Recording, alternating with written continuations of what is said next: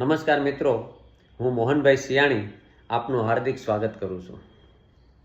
રોજ સૂર્ય ઉગે છે, પણ દરેક હૃદયનો અજવાળું હોતું નથી. રોજ શ્વાસ ચાલે છે, પણ દરેક આત્મા જીવતી નથી. રોજ હાથ કામ કરે છે, પણ દરેક કર્મ પવિત્ર બનતું નથી. અને એટલે જ પ્રાર્થના જરૂરી છે. પ્રાર્થના એટલે બે હાથ જોડવાની ક્રિયા નહીં, અહંકાર ઓગાળવાની પ્રક્રિયા છે. પ્રાર્થના એટલે ભાગ્ય બદલવાની જીદ નહીં, પોતાને બદલવાની શરૂઆત છે. જ્યાં બુદ્ધિ અટકી જાય ત્યાં પ્રાર્થના માર્ગ બતાવે છે. જ્યાં શક્તિ થાકી જાય ત્યાં પ્રાર્થના સબળ બની જાય છે. જ્યાં સંબંધ તૂટી જાય ત્યાં પ્રાર્થના પ્રેમ બની જાય છે.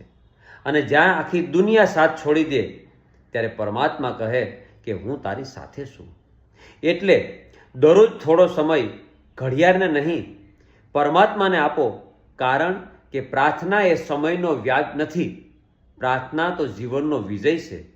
યાદ રાખજો, જેના દિવસની શરૂઆત પ્રાર્થનાથી થાય છે તેના જીવનનો અંત ક્યારેય નિરાશાથી થતો નથી. અને આટલા માટે જ પ્રાર્થનાની ખૂબ જ આવશ્યકતા છે. જય શ્રી કૃષ્ણ.